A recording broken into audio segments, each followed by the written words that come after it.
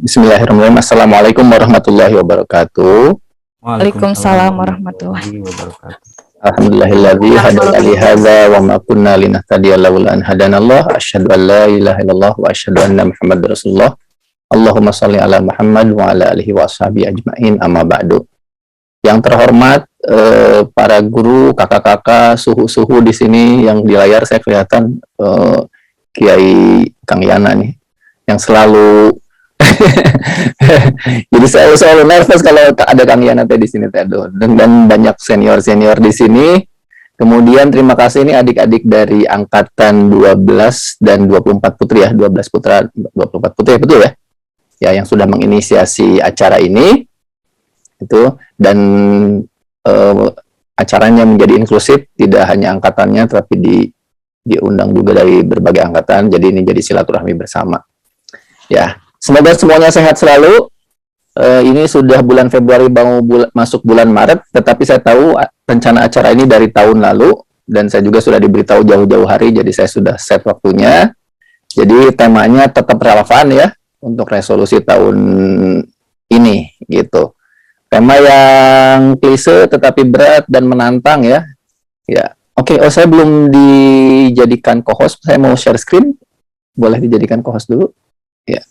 Jadi temanya adalah tentang my resolution. Jadi resolusi kita bagaimana? Oke, sudah nih. Ya, oke, sebentar.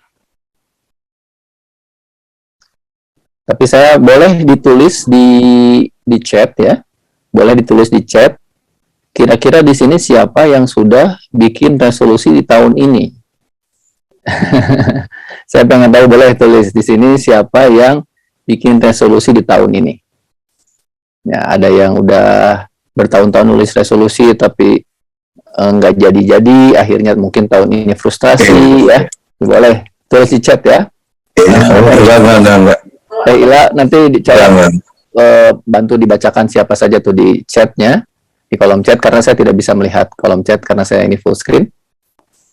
Ya. Oke. Nah, kira-kira banyak juga orang yang akhirnya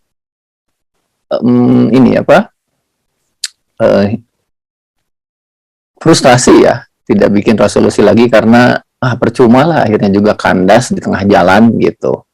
Ada nggak yang gini? Itu di chat, di kolom chat ada komentar apa aja, Ila? Oke, ini di kolom chat cuman sudah, katanya sudah, atos, aku, Abi gitu. Oke. Berarti saya pengen tahu juga siapa yang punya persepsi seperti ini. Udahlah, nggak usah bikin resolusi lagi. Nah, mungkin silakan. Siapa yang punya pengalaman resolusinya kandas sehingga udahlah hidupnya mengalir aja gitu, nggak usah bikin resolusian. Nah, inilah yang saya lakukan tahun kemarin. Saya tidak sempat bikin resolusi dan memang mungkin jeda dari tahun ke tahunnya terlalu cepat sehingga tidak ada waktu luang untuk memikirkan ulang, berefleksi dan membuat resolusi gitu. Dan akhirnya menganut keyakinan ini, hidupnya mengalir aja gitu. Nah, tetapi di akhir tahun ini saya mengalami satu hal yang cukup membuat saya berefleksi bahwa ternyata saya bereksperimen tahun kemarin tanpa resolusi itu, ternyata saya merasa betul mengalir, tapi mengalir itu seperti jadi di akhir tahun badan itu pegal-pegal. Karena selama mengalir itu kita mengalami banyak bentur sini, kena batu, kena segala gitu. Sampai merasa di ujungnya itu capek kareureunahkeun kalau dalam bahasa Sundanya itu ya. Ketika menjalaninya tahun kemarin itu biasa-biasa gitu, tanpa rencana, tanpa apapun, jalan aja. Tapi ternyata saya di akhir tahun melakukan evaluasi baik di kantor maupun dalam kehidupan pribadi, ternyata cukup banyak memar-memar, babak belur di beberapa tempat, dan berefleksi melihat 12 bulan ke belakang ternyata banyak hal yang terjadi tanpa perencanaan gitu. Ada hal yang baik, ada yang kurang baik, yang tidak terencana, di luar rencana, itu di luar ekspektasi, di luar harapan, banyak banget gitu. Nah, dari situlah saya melakukan refleksi, betul hidup mah mengalir aja, tetapi ada 3 hal yang kita lupa tentang itu. Tapi kira-kira nih, kira-kira keyakinan kita tentang hidup itu mengalir atau hidup itu harus diarahkan itu kira-kira dari mana ya? Nah, ungkapan kita, keyakinan kita itu sebetulnya seperti meja yang menopang hidup kita. Nah, di atas meja itulah kita menyimpan cita-cita, menyimpan harapan, menyimpan ekspektasi, menyimpan tujuan gitu. Dan ketika meja ini ditopang oleh kaki-kaki yang kokoh dan kuat dan positif, maka meja ini mampu mengantarkan kita pada cita-cita itu. Tetapi ketika kaki-kakinya rapuh, kaki-kakinya goyang, maka keyakinan itu goyang gitu. Nah, jadi keyakinan-keyakinan itu seperti hidupnya mengalir weh. Nah, itu sebenarnya didukung oleh referensi-referensi atau kaki-kaki meja. Berdasarkan pengalaman, kemarin gue pengalaman bikin rencana terjadi gitu. Akhirnya kita berkeyakinan udah nggak usah berencana.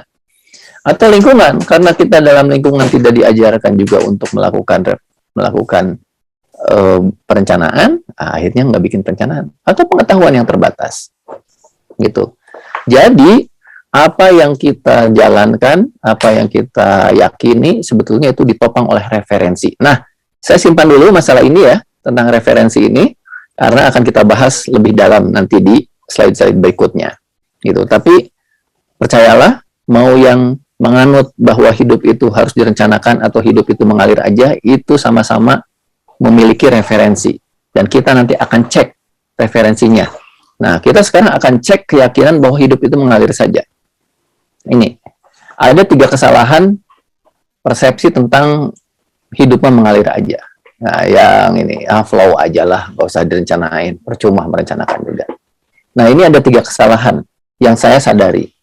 Yang pertama, hidup itu mengalir kayak sungai ya. Padahal sungai aja punya banyak cabang ya. Kalau kita hidup itu mengalir tanpa rencana, maka ketika kita menghadapi sejumlah cabang anak sungai, maka kita tidak punya kekuatan atau tidak punya keinginan untuk menentukan ke cabang mana kita akan mengalir. Ya. Sehingga kita akan menyerahkan diri kita pada aliran sungai yang lebih kuat. Dekat itu gitu, ikut aja. Ternyata padahal sebetulnya aliran yang kuat itu akan mengantarkan kita ke jurang. Gitu. Padahal tujuan kita itu adalah tadi aliran yang lain yang kita malah lewat. Gitu, karena kita nggak punya tujuan. Kemudian kesalahan kedua adalah mengalir itu beda sama hanyut. Hidupnya mengalir aja. Iya benar, mengalir. Karena sungai itu mengalir dari hulu ke hilir. Kita nggak bisa menolaknya. Itulah kehidupan. Waktu itu dari masa lalu ke masa depan. Nggak bisa nolak. Gitu. Semuanya sudah ada sunatullahnya. Memang ngalir hidup mah. Tapi mengalir itu beda sama hanyut. Ya, beda sama hanyut. Hanyut itu zet kayak. Yang saya ingat, setiap tahun waktu di DA, setiap perpisahan di DA itu, saya selalu mendapatkan nasihat dari kelas 6 yang akan berpisah. Gitu. Nasihatnya mungkin sama ya, kita dengar. Dari zamannya Kang Yana, juga sampai zamannya saya, sampai zaman ke bawah, nasihatnya sama dari kelas 6 itu. Kalau nasihat ke kelas 1, ke kelas 2 gitu ya, wah kamu harus belajar benar-benar, jangan kayak saya mah tiba-tiba aja kelas 6, can bisa nahu, can bisa sorob, can siap kuliah gitu ya. Gitu. Jadi penyesalan yang ada itu. Jadi hanya udah kelas 6 deh, udah lulus deui asa karek kamari cikeneh kelas 1, kelas 2, kelas 3 teh gitu. Nah, karena banyak yang hidup mengalir dan hanyut. Mereka hanyut aja gitu. Karena dia tidak menentukan tujuan di awalnya sehingga hanyut gitu. Gitu. Nah, jadi beda mengalir sama hanyut. Nah, kalau mengalir itu adalah bisa bernegosiasi dengan arus, kalau hanyut itu ya pasrah aja, pasrah sumrah gitu. Jadi jabariyah. Nah, kemudian kesalahan yang ketiga adalah sebetulnya kita punya dan bisa buat dayung, bikin dayung. Jadi banyak yang menganggap bahwa hidup kita itu mengalir dan kita tidak punya kekuasaan untuk mengendalikan arah perahu kita. Benar, kalau sungainya mah nggak bisa dibalikin ya. Hidup mah nggak bisa dibalikin. Tapi Tapi sebetulnya kita bisa mengendalikan perahu kita. Gimana biar nggak nabrak ke batu? Gimana biar nggak nyangkut di tepi sungai? Biar jalan terus. Biar mengarah ke kiri, mengarah ke kanan. Itu adalah dayung kita. Gitu. Nah, kita nanti akan jelaskan tentang circle of concern dan circle of influence nih. Sesuatu yang bisa kita kendalikan dan sesuatu yang tidak bisa kita kendalikan. Sungai itu nggak bisa kita kendalikan, tetapi perahu dan dayung bisa kita kendalikan. Orang-orang sekitar kita tidak bisa kita kendalikan, tapi diri kita dan emosi kita bisa kita kendalikan. Nah, inilah 3 kesalahan yang membuat kita memiliki keyakinan hidup mengalir aja. Ada betulnya, tetapi mengandung 3 kesalahan yang menurut saya cukup berbahaya. Nah, yang tahun kemarin hidupnya mengalir tanpa direncanakan, tanpa punya kuasa atau mengusahakan aliran sungai mana yang dipilih ketika sungai itu bercabang, dan tanpa berusaha penuh untuk mengalir, bukan hanyut, dan berusaha penuh untuk mengendalikan dayungnya, ya, yang tahun lalu hidupnya mengalir tanpa melakukan semua ini. Nah, kita masih punya kesempatan, masih dikasih peluang untuk kita mengaliri sungai tahun 2002 gitu, ya. Nah, oleh karena itu siap-siap kalau yang ada pulpen dan notes ya, kertas di dekatnya, kita akan langsung latihan nanti ya. Latihan bikin life planning, life mapping, merencanakan hidup kita ke depan. Sebetulnya saya ada bukunya khusus tentang life planning. Ya, ada workshopnya juga khusus, dan selalu saya sampaikan di DA nih, sudah 6 tahun ke anak-anak kelas 1 ya. Jadi life mapping itu. Gitu. Jadi merencanakan sejak awal gitu. Oke. Ini nih. Oke. Nah, jadi merencanakan dan akhirnya gagal, ini menurut saya ini menurut ijtihad saya nih. Merencanakan dan akhirnya gagal lebih baik daripada sama sekali tidak membuat rencana. Ya. Karena tanpa rencana kita tidak tahu apakah berhasil atau gagal. Kalau yang berencana malah gagal, tahu rencananya gagal. Artinya dia bisa bikin rencana yang lain agar tidak gagal. Tetapi kalau yang kebetulan berhasil, dia tidak bisa mengulang keberhasilannya karena tidak direncanakan. Atau kalaupun gagal, rencananya, kalau yang punya rencana, dia bisa mengevaluasi kegagalannya agar dia bisa membuat perencanaan yang lebih baik. Gitu. Jadi, don't worry, no worries untuk bikin rencana, walaupun akhirnya akan kandas, nggak apa-apa. Berencana itu adalah salah satu ikhtiar untuk merencanakan kesuksesan. Karena gagal merencanakan berarti merencanakan untuk gagal. Ya, dalam cerita Nabi itu ada 2 contoh ya tentang berencana dan tidak berencana. Ketika perang Badar itu tanpa rencana. Banyak yang Nabi Muhammad juga perang Badar tanpa persiapan menang. Nah, itu bisa diambil kisah itu, tetapi jangan salah ambil. Karena waktu itu Nabi Muhammad itu sebetulnya bukan mau ghazwah ya, cuma mau mau menakut-nakuti rombongan yang dari Yaman. Ternyata dari Syam ya. Ternyata yang dari Syam itu kan memberitahu yang di Mekah, sehingga mereka mengirimkan pasukan 3 kali lipat, 1000 lebih ya mengirimkan pasukannya. Sedangkan Nabi Muhammad 300 pasukan, dan itu pun bukan buat berperang, yang bawa senjata kurang dari 10 orang. Bayangin gitu. Nah, tanpa rencana gitu. Tetapi kalau mereka mundur, ini akan menjadi presiden buruk gitu. Akhirnya kan Nabi Muhammad siapa yang minta pendapat kan? Nah, orang-orang Madinah itu bilang ke Nabi Muhammad, "Wahai Nabi Muhammad, kita perjanjiannya akan melindungi kamu selama Anda ada di Madinah. Tetapi ini di Badar, di luar Madinah, kami tidak punya kewajiban untuk melindungi." Waduh, Nabi Muhammad langsung agak sedih tuh mendengar itu gitu. Nah, tetapi setelah melakukan negosiasi, akhirnya orang Madinah pun menyatakan, jangankan untuk perang, kalau engkau menyelam ke lautan, kami akan ikut. Kami siap mati untuk syahid untuk melindungimu. Wah, dari situ mentalnya tumbuh lagi.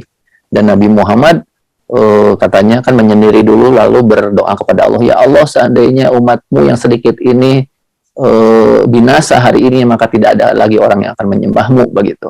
Wah, itu doa Rasulullah yang udah the power of kepepet pisan, karena tidak ada rencana berperang, gitu. Tidak ada rencana, gitu. Makanya oleh Allah dikirimkan kekuatan, gitu. Tapi itu adalah salah satu cerita tentang tanpa rencana, ya. Kita kalau ngomongin tentang hidup yang terencana, jangan lihat kisah ini. Karena ini adalah the power of kepepet. Tapi coba lihat bagaimana Nabi Muhammad ketika mau hijrah. Ketika Nabi mau hijrah, itu tarapti banget merencanakannya. Direncanakanlah kapan akan berangkatnya, dengan siapa berangkatnya, jam berapa, siapa yang akan menggantikan tidurnya, kemudian siapa yang akan mengantarkan rute perjalanannya. Terus rute perjalanannya sudah diatur jauh-jauh hari sebelumnya. Kemudian nanti ada pembantu Abu Bakar yang selalu menghapus jejaknya dan selalu ngirimin makanan. Wah, semuanya tarapti banget. Rencananya sangat terencana. Nah, itu. Jadi kalau mau ngomongin tentang rencana, ambillah cerita yang ini. Karena kalau kita salah mencomot, ya, salah mencomot cerita, malah malah salah mencomot. Oh, dan Nabi juga tidak berencana. Nabi itu penuh dengan rencana. Rencana-rencananya keren-keren, gitu. Ya, jadi merencanakan walaupun gagal itu lebih baik daripada tidak berencana sama sekali. Nah, karena kalau tanpa rencana, tanpa sasaran, seorang pemanah hebat pun tidak bisa memanah tepat sasaran jika dia tidak tahu apa sasarannya.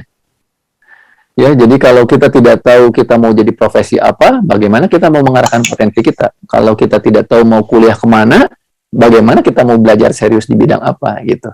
Jadi, ini nih. Jadi, kemampuan life mapping, life planning, itu adalah kemampuan yang harus dilatihkan pada diri kita, pada anak-anak kita, pada siswa kita. Itu adalah terus melihat sasarannya, sambil kita mengarahkan busur kita, menarik busur kita, gitu. Tapi harus ada sasarannya. Kalau kita mengarahkan busur kita tapi sasaran jelas, ya akan kemana itu diarahkannya, malah nanti mungkin membahayakan orang, kan, gitu. Jadi effort yang besar itu tidak menghasilkan tercapainya sasaran, gitu. Nah, ini jadi tetap merencanakan. Oke. Nah, sekarang siap ya, kita akan latihan nih. Kita akan latihan. Ini sebetulnya materinya saya pernah sampaikan juga waktu kajian di Asadikin, tapi saya ubah sedikit dan cukup banyak, ya. Tapi sistemnya tetap sama, karena ini adalah rumus dari buku Atomic Habit tentang bagaimana kita mencapai kemenangan besar dengan hal-hal kecil.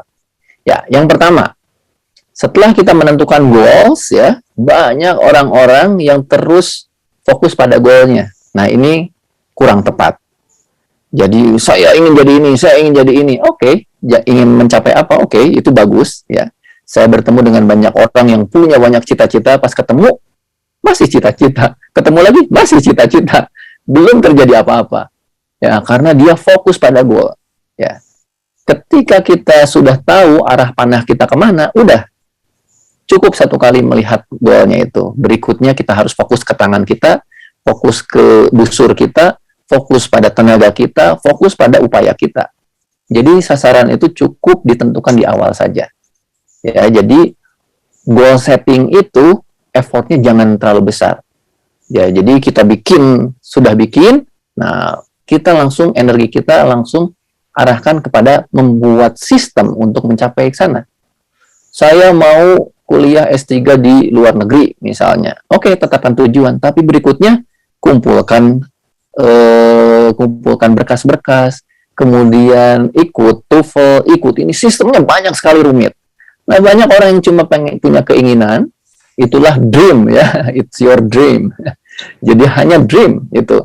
Jadi hanya menciptakan para pemimpi, tapi tidak menciptakan para pembuat sistem untuk mengejar mimpi tersebut. Ya, nah, apa sistemnya? Ya, jadi membuat tujuan itu hanya cukup menentukan arah. Kemudian kalau fokus pada tujuan, itu bahagia jika mencapai tujuan saja. Kalau tujuannya sudah tercapai, biasanya dia sudah tidak semangat lagi, karena tujuan adalah tujuan. Kemudian berusaha hanya saat ingin mencapai tujuan, jika sudah tercapai tidak berusaha lagi. Ya. Nah, sementara kalau yang membangun sistem menciptakan progres. menciptakan progres, kemudian bahagia dan menikmati semua prosesnya, ya, gitu. Jadi semua proses itu dinikmati, gitu. Nah, kemudian tetap harus berusaha meski tujuan sudah tercapai. Banyak sekali yang sudah mencapai tujuan, kemudian dia tetap berusaha, dia tetap belajar. Pokoknya saya mau udah di wisuda S3, udah gitu nggak belajar lagi, karena tujuannya S3, karena tujuannya jadi dokter. Saya mah sudah tujuannya udah tercapai, S2, udah gitu nggak belajar lagi, karena tujuannya itu, gitu. Nah, sementara kalau yang membangun sistem, dia akan terus melakukan sistem tersebut. Nah, yang harus kita tahu adalah bahwa dalam diri kita itu ada sebuah sistem, ya, ada sebuah sistem yang membuat kita melakukan sesuatu. Nah, kenapa banyak yang kandas di tengah jalan di bulan Februari, Maret, Januari biasanya semangat, ya. Nanti Februari agak kendor, Maret kendor, April udah hilang. Mei udah tinggal resolusi. Ya, karena sebetulnya dalam melakukan sesuatu, ini Taylor ada berapa menit lagi ya? Ini masih banyak ya. Sampai 8.40, Kang, boleh. 10 menit lagi. Berarti nanti saya harus agak cepat. Ya. Jadi kita melakukan sesuatu karena ada cue atau clue, ya, ada keinginan, ya, untuk melakukan sesuatu. Nah, biar kemudian nanti ada craving, ada respon dari reward, biar jelas, ya, nanti saya akan lihatkan ini. Jadi siklus kita melakukan sesuatu itu karena ada petunjuk.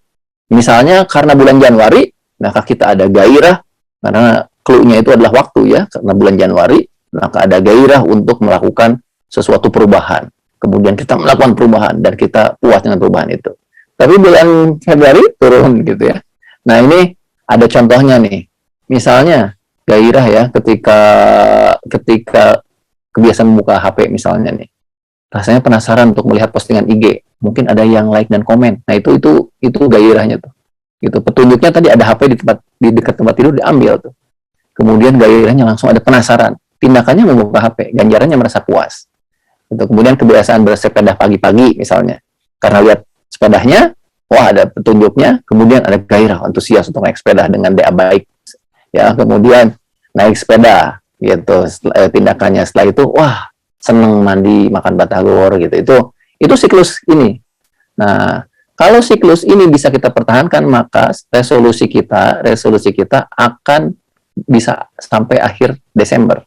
Gitu. Tetapi jika siklus ini tidak dipertahankan, maka buat apa lagi saya mempertahankan resolusi ini, karena tidak ada kepuasan, tidak ada ganjaran, ya. Kemudian kita tidak ada petunjuknya apa? Misalnya block note yang kita simpan sejak Januari. Karena setiap lihat block note itu, maka saya akan ada petunjuk untuk melanjutkan resolusi ini. Ada gairah untuk melanjutkannya lagi. Jadi kalau kita tidak membuat petunjuk untuk membangun kebiasaan selama 12 bulan ke depan, maka jangan harap gairah itu, kebiasaan itu akan muncul terus, atau resolusi itu akan terjaga terus. Nah, jadi untuk membuat resolusi kita, ini sistem, ya. Tadi setelah membuat goal, ya, kita harus bikin sistem. Sistemnya adalah bikin petunjuk yang jelas. Misalnya bikin poster yang besar apa saja resolusi kita. Kalau saya menulis di block note yang selalu saya bawa kemana-mana, dan biasanya di dompet saya ada. Jadi resolusinya ada. Jadi setiap buka dompet ada petunjuknya. Langsung muncul lagi gairah. Oh, ini resolusi saya. Kemudian saya melakukan, dan dari situ mendapatkan ganjaran. Gitu. Nah, saya percepat aja deh, ya. Karena ini. Ya, sebentar lagi. Yang kedua, nih. Sistem yang kedua. Tadi sistem pertama harus bangun 4 tahap tadi, ya. Petunjuk, gairah, respon, dan ganjaran. Yang kedua adalah ubah identitas dulu. Proses akan mengikuti, gitu. Banyak orang yang ingin berubah tapi tidak mengubah identitas. Ya, apa maksudnya nih? Apa maksudnya? Nah, gini. Jadi kalau kita pengen jadi bisnismen, kita berbisnis dulu. Udah bisnis baru menyebut dirinya bisnismen. Padahal itu salah. Jadi kalau mau jadi bisnismen, bikin dulu kartu nama bisnismennya, saya bisnismen, saya pengusaha, saya entrepreneur. Kemudian baru melakukan bisnisnya, dan akhirnya berhasillah bisnis itu. Jadi, yang betul adalah kita membuat identitas diri kita dulu, mengubah persepsi dulu. Nah, coba sekarang saya coba di kertasnya tulis ya, bikin sebuah kotak kartu nama, kemudian tulis nama, dan tulis apa identitas kita hari ini. Identitasnya boleh lebih dari satu. Ibu rumah tangga, kemudian ahli keuangan, atau apa. Silahkan, lebih dari satu tuh di bawah namanya itu. Silahkan. Yang hari ini, gitu. Gitu ya, silahkan tulis. Oke, sudah ya. Itulah identitas kita hari ini, yang nanti kita akan ubah bareng-bareng. Nah, pertanyaan saya. Nah, tadi kembali ke sini. Identitas itu adalah keyakinan kita tentang diri kita. Kalau saya menyebut saya ibu rumah tangga misalnya, maka saya adalah ibu rumah tangga. Kalau saya menyebut saya adalah seorang pendidik, maka saya yakin saya seorang pendidik. Gitu.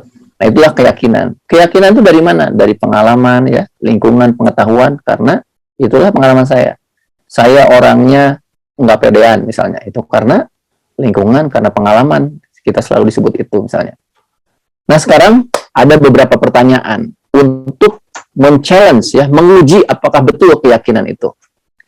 Apakah nama yang di kartu nama tadi, keyakinan saya tentang diri saya ini adalah memberdayakan untuk diri saya mencapai diri terbaik saya enggak?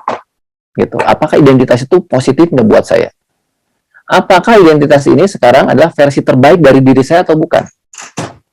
Misalnya kalau saya sekarang, saya mah pedagang kecil-kecilan. Nah, apakah kata pedagang kecil-kecilan itu memberdayakan nggak?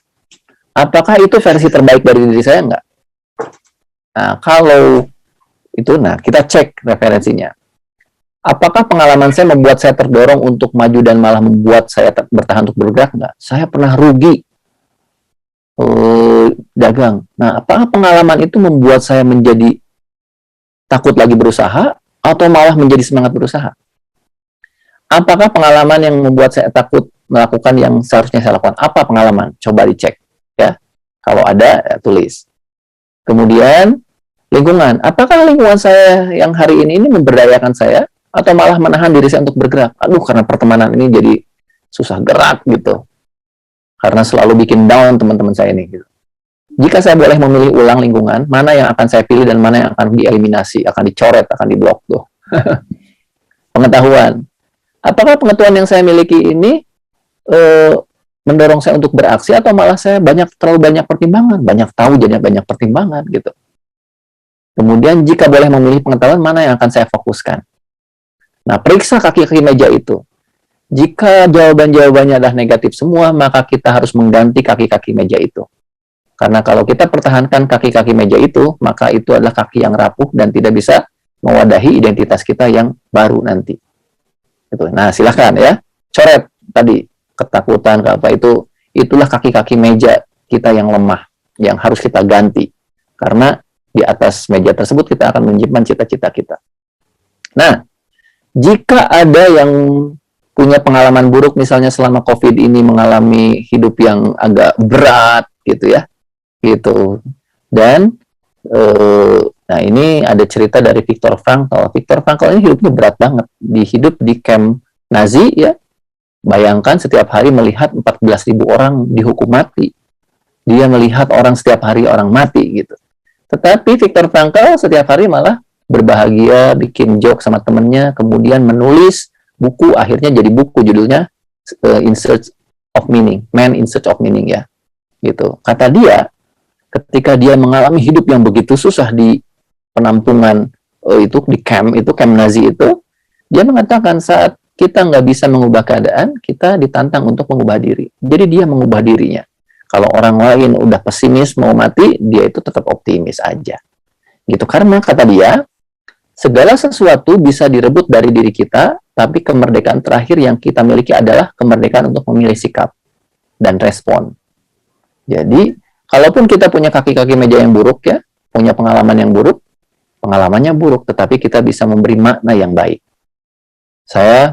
COVID ini buat saya memberikan makna, ya. Gara-gara COVID ini, waktu itu kami pesantren ini belum punya asrama, Padahal santri-santrinya udah mau masuk ya.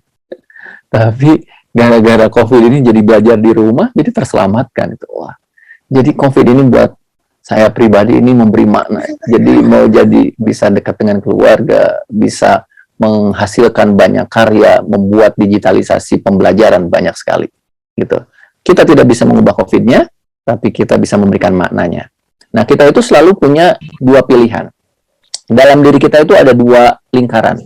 Yang pertama adalah circle of influence, sesuatu yang bisa kita kendalikan, dan circle of concern, sesuatu yang tidak bisa kita kendalikan.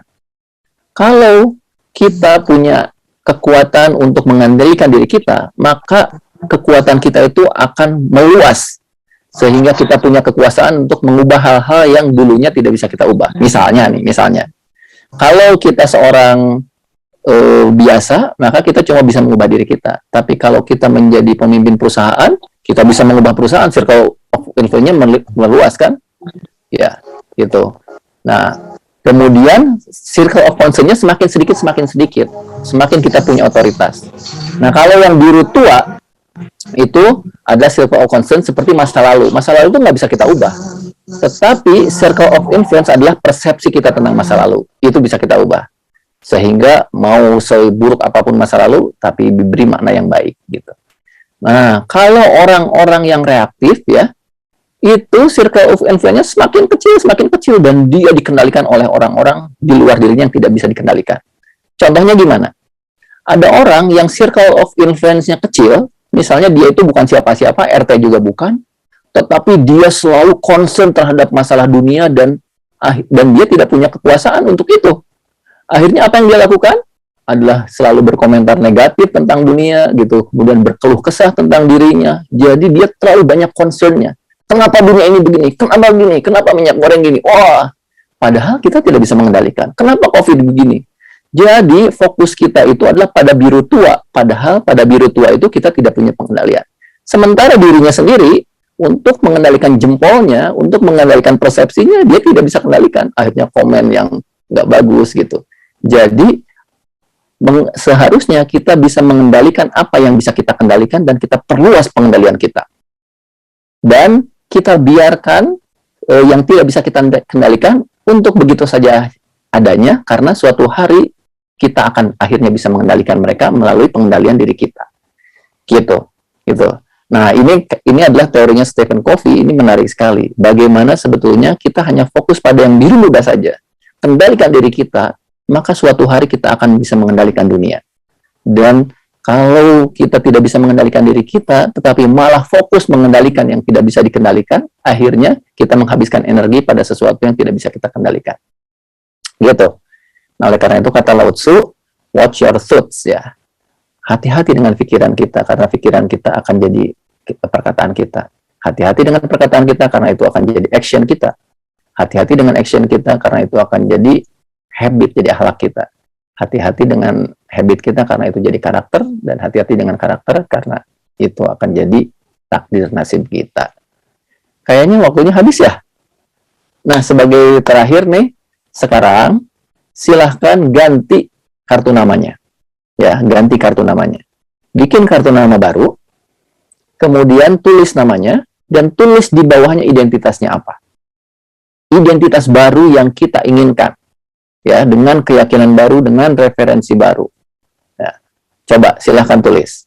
Oke, kalau ada yang mau sharing juga di kolom chat, namanya siapa, kemudian identitas barunya apa, tulis silahkan. Nanti saya pengen lihat juga. Gitu.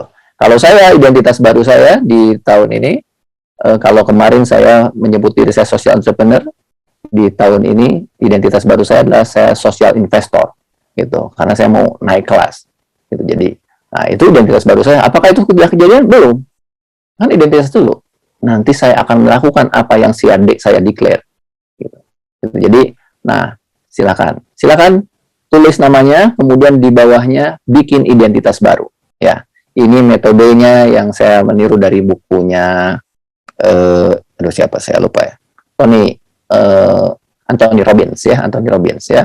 Kata Anthony Robbins, buat kartu nama barumu. Ya, dengan begitu mengubah belief, mengubah identitas, dan mengubah semua actions kita. Ya, Yang berikutnya tekniknya ya. Tekniknya adalah jangan terlalu over value terhadap diri kita. Kita lagi semangat, maka kita semua kerahkan energi kita sehingga nanti biasanya nanti kehabisan energi. Jadi kalau kata Atomic Habit, jadi kita hanya perlu memperbaiki diri kita itu atau melakukan resolusi kita itu dengan porsi 1% saja. Itu intinya mah. Nah, apa ini 1% ini? Nah, ini cerita dari klub sepeda Inggris yang 110 tahun tidak juara, nggak juara-juara gitu. Kemudian mengangkat namanya Dave Brailsford. Kemudian si Dave ini cuma melakukan hal-hal kecil saja, yaitu memperbaiki jok sepeda, memperbaiki bantalnya si pemain itu biar tidurnya lebih nyenyak sehingga pas bangun lebih segar, memperbaiki balsem untuk muscle-nya gitu ya biar lebih nyaman gitu. Ternyata dengan perbaikan-perbaikan 1% dalam 5 tahun itu menghasilkan lebih dari 60% medali di Olimpiade di Beijing ya. Kemudian rekor banyak sekali. Jadi tipsnya cuma memperbaiki 1% gitu. Karena sebetulnya kita itu punya namanya willpower. Willpower itu adalah seperti baterai yang membuat kita termotivasi. Biasanya willpower ini baterainya penuh ketika bulan Januari nih. Wah, kemudian bulan Februari masih penuh, Maret udah turun, April udah turun. Lihat berikutnya, wah udah habis. Ini. Jadi kenyataannya seperti ini willpower kita itu. Nah, jadi sebetulnya kita itu punya di dalam diri kita itu punya ada dinosaurus yang selalu menghadang diri kita. Rasa malas, rasa pesimis gitu. Wah, wegah lah gitu ya. Nah, sementara baterai kita itu terbatas. Kalau kita terlalu ngegenjot di awal, baterai kita akan cepat habis dan dihadang oleh dinosaurus dalam diri kita. Ya, dinosaurus ini reptilian brain ya kalau secara ilmiahnya. Tapi karena waktu terlalu singkat jadi saya nggak jelasin lah. Tapi kira-kira begini. Nah, ini kan hadisnya juga begini ya. Jadi untuk yang sesuatu yang baik itu susah banget gitu. Nah, oleh karena itu, ya apa yang harus kita lakukan? Nah, yang kita lakukan itu adalah konsistensi. Jadi lakukannya sedikit-sedikit aja, Januari sedikit, Februari sedikit, atau sehari tiap hari juga sedikit. Kalau ada yang mau menghafal Al-Quran ya satu ayat aja. Tuh. Karena sedikit-sedikit makanya baterainya awet. Dan karena sedikit-sedikit reptilian brain kita tidak terusik, dinosaurus kita tetap tidur. Gitu. Jadi nah nanti di bulan ke-6 atau di hari ke-6 atau di minggu ke-6 itu kita akan sedikit nambah karena ada percaya diri selama 5 hari berturut-turut saya bisa melakukannya dengan baik. Maka hari ke-6 akan muncul. Gitu. Kalau ini minggu, selama 5 minggu berturut-turut kita ternyata bisa konsisten. Itu ada self reward-nya tuh ke dalam diri. Sehingga kita menjadi pede, akan naik gitu. Terus nanti ke-9, 10-nya naik lagi. Terus naik gitu. Dan lihat baterainya nggak habis ya. Gitu. Jadi baterainya awet, dinosaurusnya tetap tidur, dan kita bisa konsisten sampai akhir tahun. Gitu. Makanya tipsnya adalah dawam. Tipsnya adalah kecil, adwamuha wa in qalla. Jadi kecil walaupun terus-menerus konsisten walaupun kecil gitu. Nah, itu kira-kira ininya tipsnya. Jadi kalau mau punya resolusi, pecah menjadi kecil-kecil seperti gajah tadi. Gajah itu kalau makan gajah gimana caranya? Ya makan ekornya dulu, kupingnya dibagi-bagi, sehingga willpower kita tidak terkuras di awal. Tapi sekarang lagi semangat. Walaupun lagi semangat, jangan semuanya. Sedikit-sedikit aja. Gitu. Kalau mau bisnis, wah di awal. Sedikit-sedikit aja. Langkahnya sedikit-sedikit. Karena kita memerlukan baterai kita terus hidup sampai bulan Desember. Dan biar dinosaurus kita atau reptilian brain yang adanya di sini nih nggak bangun. Nggak shock. Ya, nggak berat. Gitu. Jadi baterainya awet, dinosaurusnya tidur, perilakunya konsisten sampai akhir. Rasakan bedanya. Begitu. Closing statement-nya itu aja tadi. Kalau hidup itu mengalir ya, tapi bukan berarti kita harus hanyut dalam aliran itu. Kita punya kendali, punya dayung untuk mengarahkan ke tempat yang sudah kita tetapkan sebelum kita mengaliri sungai itu. Jadi pastikan kita tahu tujuan ke ujung mana, laut mana yang kita tuju, kemudian kendalikan dayung kita sekuat tenaga untuk bernegosiasi dengan aliran sungai itu, dan kita memilih aliran yang sesuai dengan tujuan kita. Itu aja. Terima kasih.